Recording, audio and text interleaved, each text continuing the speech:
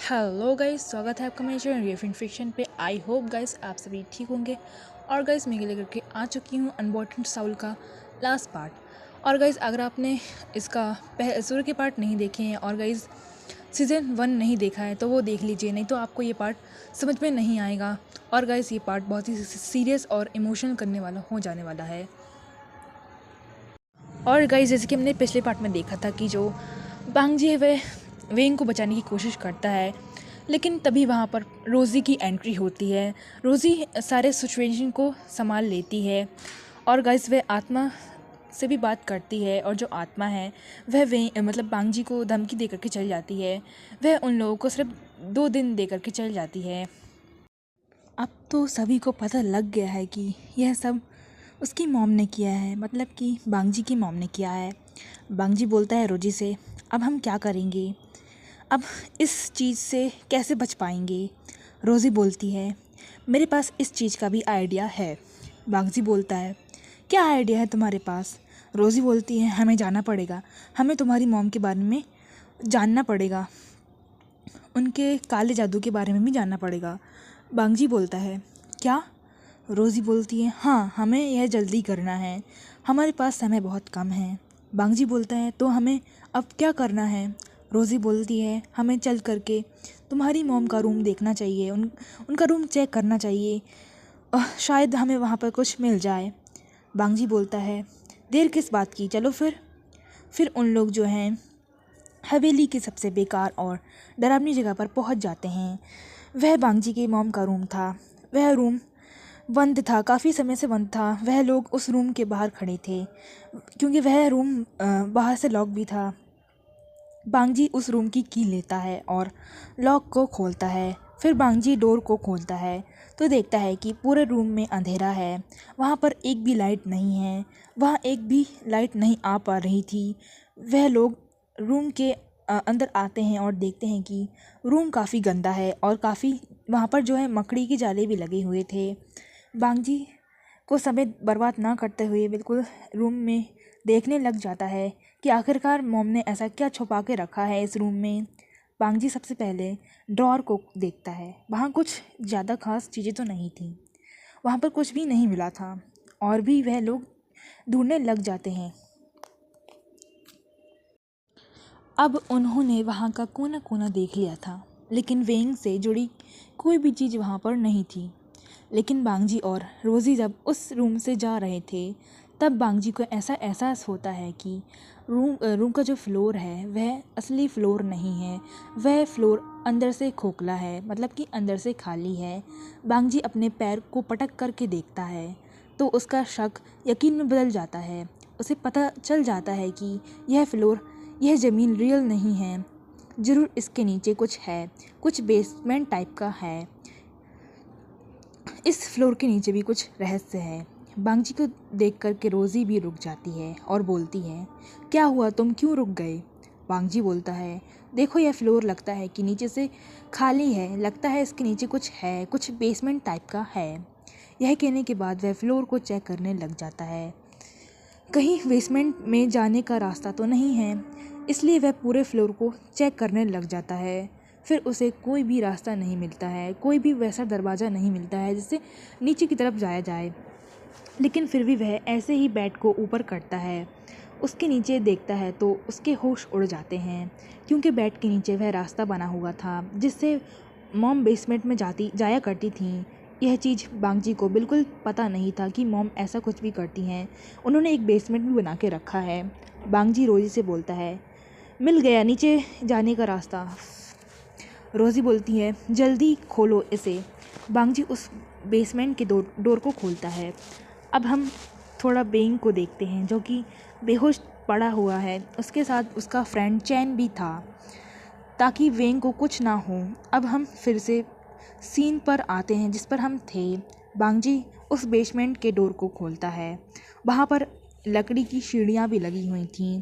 पहले बांगजी बेसमेंट में जाता है टॉर्च लेकर के। फिर रोज़ी जब वह लोग बेसमेंट में आते हैं तो वहाँ का मंजर डरावना देखने वाला था। जब बांगजी ने उस बेसमेंट में टॉर्च की लाइट मारी तो हम देखते हैं कि वह रूम बहुत ही डरावना है। और बहुत ही डरा देने वाला है।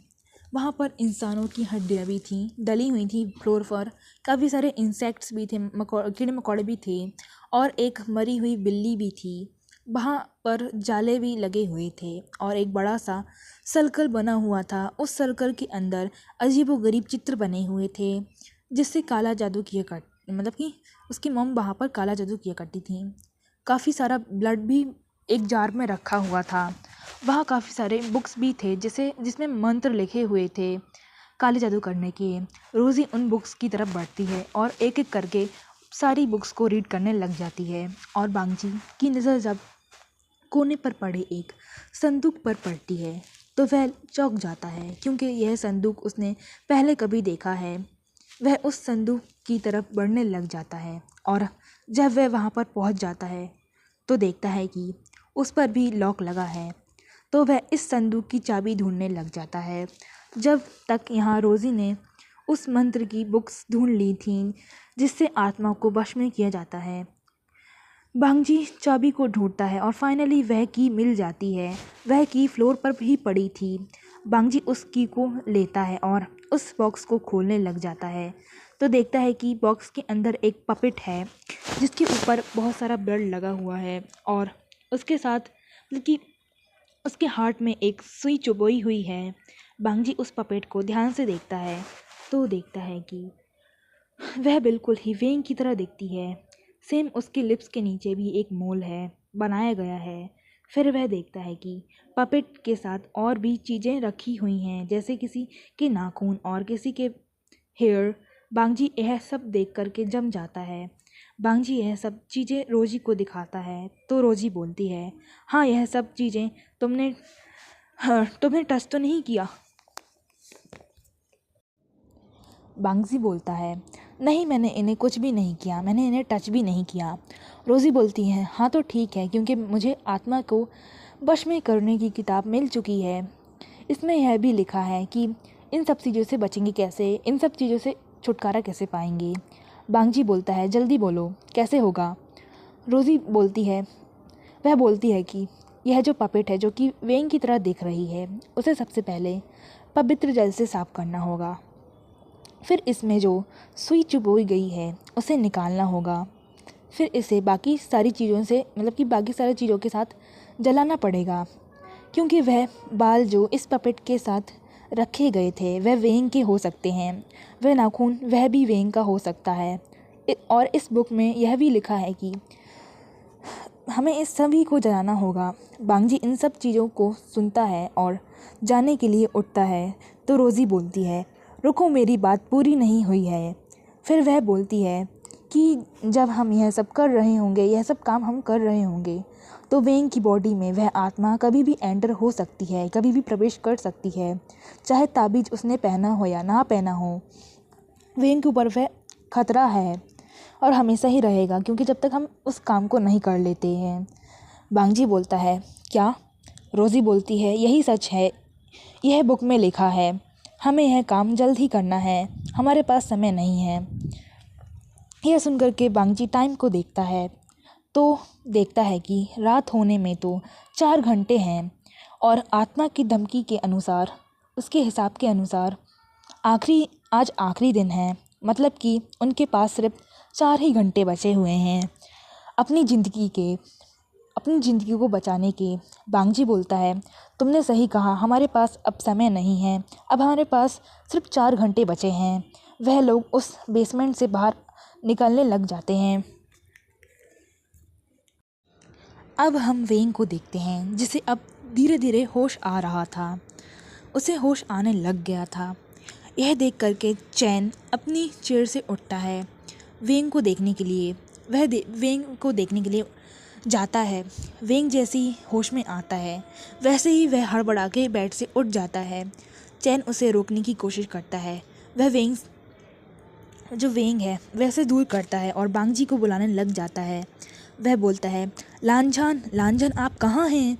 दरअसल वेंग घबरा गया था, क्योंकि उसने काफ़ी समय से बांगजी को नहीं देखा था। वह घबरा गया था कि कहीं बांगजी को कुछ हो तो ना गया हो। वह चिल्लाने लग जाता है। इधर बांगजी बेसमेंट से बाहर निकलता है तो उसे वेंग की आवाज़ें आती हैं चिल्लाने की, तो वह भी घबरा जाता है, इसलिए वह भी वेंग के रूम की तरफ बढ़ने लग जाता है और भागने लग जाता है। इधर चैन वेंग से मतलब कि वेंग को संभालता है, उसे समझाता है कि उसके लांझन को कुछ नहीं हुआ है। वह और मेरी दीदी इस रहस्य को जानने के लिए कोशिश कर रही हैं। वह तुम्हारे मतलब कि बांगजी की मॉम के रूम को चेक कर रहे हैं। यह सुन कर के वेंग शांत होता है। वह तेज़ी से ब्रीथ लेने लग जाता है क्योंकि उसे डर लग रहा था। तभी वहाँ पर बांगजी आ जाता है। वह आता है तो बोलता है, क्या हुआ वेंग, तुम चिल्ला क्यों रहे हो? यह सुन कर के फ्लोर पर बैठे हुए रो रहे वेंग को मतलब वेंग जो है पीछे मुड़ता है क्योंकि वो रो रहा था, फ्लोर पर बैठा हुआ था। वह पीछे मुड़ता है तो वह देखता है कि वह बांगजी को देखता है और खड़ा हो जाता है और सीधे जा कर के बांगजी को गले लगा लेता है और रोते रोते बोलता है, मैं तो डर ही गया था कि कहीं आपको कुछ हो ना गया हो। बांगजी उसे गले लगा लेता है, फिर उसकी आंखों से बह रहे आंसू को पोंछता है और बोलता है, मुझे तुम्हारे रहते कुछ नहीं होगा, मेरी जीने की वजह ही तुम हो। और तभी रोज़ी आ जाती है। दोनों एक दूसरे से अलग होते हैं। रोज़ी आती है तो अपने भाई चैन के पास जाती है और बोलती है, चैन, जब तक हम नहीं कहते तब तक तुम और वेंग इस रूम से मत निकलना, समझे? और तुम वेंग को छोड़ कर के कभी मत जाना। अब बांगजी भी चैन के पास जाता है और बोलता है, मेरे वेंग का ख्याल रखना। चैन उम्मीद भरी नज़रों से हाँ में सिर हिलाता है। रोज़ी बोलती है, चलो बांगजी, हमें अब काम शुरू करना चाहिए। फिर बांगजी रोज़ी वहाँ से चले जाते हैं। वह लोग हवेली के बाहर आते हैं। वह लोग उसे मतलब कि उस पपेट को पवित्र जल से साफ करने लग जाते हैं। वह आत्मा यह सब देख रही थी और हंस रही थी क्योंकि अब 1 घंटा ही बचा था। 1 घंटे उन लोग क्या कर लेंगे, यह आत्मा सोच रही थी और हंस रही थी। अब आत्मा वेंग को परेशान करने के लिए हवेली के अंदर घुस जाती है। बांगजी यह काम को कर लेता है। फिर वह लोग उस पपेट पर लगी हुई सुई को निकालने लग जाते हैं। इधर वह आत्मा वेंग के रूम में एंटर करती है। वह वेंग के पास आती है लेकिन उसे टच नहीं कर पा रही थी। वह उसकी बॉडी में एंटर नहीं हो पा रही थी। लेकिन रोज़ी का कहना था कि ताबीज हो या ना हो पर वह एंटर हो जाएगी। ऐसी कौन सी चीज़ है जो उसे रोक रही है, उसे अंदर एंटर होने नहीं दे रही है? अब जो आत्मा थी वह वहाँ से वापस लौट जाती है। वह बांगजी के पास आती है। इधर बांगजी ने सारा काम कर दिया था लेकिन बस एक काम बचा हुआ था, पपेट और सारी चीज़ों को जलाना। और वह शुरू कर देते हैं। बांगजी आग को जलाता है और उसमें सारी चीज़ों को डाल देता है, साथ में वह पपेट को भी डाल देता है। लेकिन तभी वहाँ पर वह आत्मा आ जाती है और बांगजी को हर्ट करने लग जाती है, उससे फाइट करने लग जाती है, उसे मारने लग जाती है। तो जो रोज़ी है वह बांगजी को बचाने की कोशिश करती है लेकिन वह आत्मा रोज़ी को ही मारती है, जिसकी वजह से जो है रोज़ी वह बेहोश हो जाती है। और इस चीज़ को देख करके बांगजी भी शॉक हो जाता है कि यह आत्मा इतनी पावरफुल कैसे हो सकती है, वह किसी को भी मार कैसे सकती है। अब जो बांगजी है वह उस आत्मा से भी फाइट करने लग जाता है। बांगजी की चिल्लाने की आवाज़ सुन करके वेंग घबरा जाता है। वह बिना कुछ सोचे समझे जाने लग जाता है। उसे बांगजी की फ़िक्र हो रही थी। चैन उसे रोकने लग जाता है लेकिन वह अपने आप को छुड़ा करके चले जाता है। अब यहाँ से थोड़ा सा सीन जो है स्किप होता है। अब बांगजी को अब बांगजी को देखते हैं जो कि उस आत्मा से, उस साउल से फाइट कर रहा था। लेकिन जो बांगजी है वह बहुत ही घायल हो चुका था। वह ज़मीन पर गिर जाता है, उसके फॉरहेड से ब्लड निकलने लग जाता है, उसके हाथों से भी ब्लड निकलने लग जाता है। वह ज़मीन पर गिरता है। इधर वह साउल बांगजी को मारने के लिए उसके पास आने लग जाती है। वह बांगजी के करीब आ जाती है, उस पर वार करने ही वाली थी। उससे पहले कुछ ऐसा होता है, हम सबके होश उड़ जाते हैं। उस साउल के पीठ पर किसी ने खंजर मार दिया था। इधर बांगजी ज़मीन पर पड़े पड़े यह देख रहा था। बांगजी देखता है कि कैसे किसी ने उस रूह के मतलब कि उस रूह के पीठ पर पे कुछ खंजर मार दिया है। वह देखता है कि वह कोई और नहीं वेंग था, जिसके हाथ में खंजर था। उसने उस रूह को मार दिया, उसे ख़त्म कर दिया। वह रूह गायब होने लग जाती है और पूरी तरह से गायब हो जाती है। इधर वह पपेट भी जल चुकी थी। बांगजी आखिरी बार वेंग को देख करके मुस्कुराता है और वह स्माइल करते हुए अपनी आंखों को धीरे धीरे बंद करने लग जाता है। वेंग मतलब कि बांगजी अपनी आंखों को पूरा बंद कर लेता है। वेंग उस खंजर को फेंकता है और बांगजी की तरफ दौड़ता है। बांगजी ने तब तक अपनी आंखें बंद कर ली थीं। वेंग दौड़ता है और बांगजी के पास जाता है। उसके आंखों से आंसू निकलने लग गए थे। वह बांगजी के फेस को पकड़ता है और उसके फोरहेड से अपने फोरहेड को सटा लेता है और रोने लग जाता है। तभी चैन आता है और अपनी दीदी को भी उठाने की कोशिश करने लग जाता है। वेंग रो भी रहा था और हंस भी रहा था, क्योंकि अब सब कुछ ठीक हो चुका था। वह आत्मा अब गायब हो चुकी थी पूरी तरीके से। अब वह दोबारा कभी लौट करके नहीं आएगी। अब हम थोड़ी देर बाद पहले का सीन देखते हैं, जहां हम देखते हैं कि चैन वेंग से बोलता है कि रुको वेंग। वेंग रुकता है। चैन उसे खंजर देता है और बोलता है कि अब जा ही रहे हो तो यह भी ले जाओ, क्योंकि यह तुम्हारे काम आएगा। वेंग वह खंजर लेता है और वहाँ से निकल जाता है। अब यहाँ से हम वापस आते हैं। वेंग को पता है कि बांगजी को कुछ नहीं हुआ है, बस ऐसे ही बेहोश हुआ है। वह आंखें बंद करके बेहोश हो गया है, इसलिए वह हंस रहा है। उसके आंखों में खुशी के आंसू थे, क्योंकि अब सब कुछ ख़त्म हो चुका था। अब यहाँ से हम सुबह का सीन देखते हैं, जहाँ हम देखते हैं कि जो बांगजी है उसे होश आ जाता है और जो वेंग है वह उसके बाजू में बैठ करके सो गया था। तो वह उसी के बाजू में था और जो बांगजी है उसे होश आ गया था। इसको देख करके वेंग को भी थोड़ा सा जो है डिस्टर्ब हो जाता है और वो भी उठ जाता है। बांगजी को जब होश आता है तो वह देखता है कि वह हॉस्पिटल में है और उसके बाजू में वेंग सो रहा है। इधर वेंग को भी होश आ गया था। वह देखता है कि बांगजी उठ गया है, तो वह बांगजी से कहता है कि लानजान आपको होश आ गया है। तो जो बांगजी है वह हाँ में सिर हिलाता है। इधर पे डॉक्टर की एंट्री भी हो जाती है। तो जो डॉक्टर हैं वह वेंग से कहते हैं कि लो ये रहा आपका चेकअप का रिज़ल्ट। तो जो वेंग है वह उस फाइल को ले लेता है। तो जो इधर बांगजी है वह पूछता है कि वेंग तुम्हें क्या हुआ था। तो जो वेंग है यह सुन करके उसके जो गाल हैं वह लाल लाल हो जाते हैं। वह शर्माने लग जाता है, क्योंकि बात ही कुछ ऐसी थी, वह बता नहीं पा रहा था। और यहाँ पर वेंग की फैमिली भी आ चुकी थी। वह पीछे से आकर के बोलते हैं कि बांगजी कॉन्ग्रेचुलेशन, क्योंकि वेंग प्रेग्नेंट है और हमारा पोता भी आने वाला है। यह सुनकर के बांगजी को बड़ा अच्छा लगता है। वह वेंग की मॉम को देख करके उठना चाहता है और वो उठने ही वाला था, तभी जो वेंग की मॉम है वह बांगजी के पास आती हैं। बोलती हैं कि रुको रुको बेटा, अभी तुम रेस्ट करो, तुम्हें उठने की ज़रूरत नहीं है। हमें पता है कि तुम्हें काफ़ी सारी चोटें लग गई हैं और हमें ये भी पता चल गया है कि तुम्हारे पीछे और वेंग के पीछे एक आत्मा पड़ी थी और हमें सब बातों का पता लग गया है। अब जो बांगजी है वह वापस से बेड पर बैठ जाता है और जो वेंग की मॉम है वह बोलती हैं कि अब हमारे जाने का समय आ गया है, तो हम जाते हैं, तुम अपनी खट्टी मीठी बातें करो।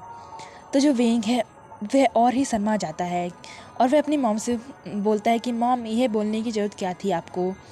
और जो वेंग की मॉम है और जो जियान चेंग है वह भी चले जाते हैं और जो वेंग है वह बांगजी के पास आता है। बांगजी वेंग के हाथ को पकड़ के बोलता है कि वेंग, तुमने मुझे यह क्यों नहीं बताया। तो जो वेंग है वह बोलता है कि मुझे बताने का समय ही नहीं मिल पाया, क्योंकि हमारे पीछे वह चीज़ पड़ी थी, तो मुझे बताने का समय नहीं मिल पाया। तो जो बांगजी है वह भी शांत हो जाता है सब सुन के। फिर ऐसे ही उन लोग मीठी मीठी बातें करते हैं। फिर उसके बाद हमें 2 साल के बाद का सीन दिखाया जाता है, जहां हम देखते हैं कि बांगजी और वेंग एक नदी के किनारे बैठे हुए हैं और सूरज ढल रहा है। वह लोग एक दूसरे से बातें कर रहे हैं और उनके बीच में एक छोटा सा बेबी है। वह उन दोनों का बेबी है, बहुत ही क्यूट है और बांगजी पर गया है।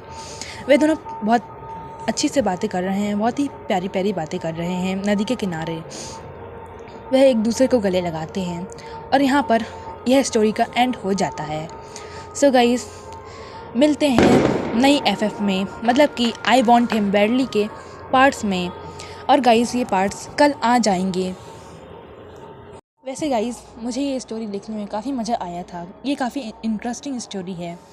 अगर आपने इसके शुरू के पार्ट नहीं देखे हैं तो शुरू के पार्ट देख लीजिए, नहीं तो ये स्टोरी आपको समझ में नहीं आएगी। सो गाइस, मिलते हैं नेक्स्ट एफएफ में। तब तक के लिए बाय बाय। कमेंट करते रहना, अच्छी लगी वीडियो तो लाइक करना। मिलते हैं।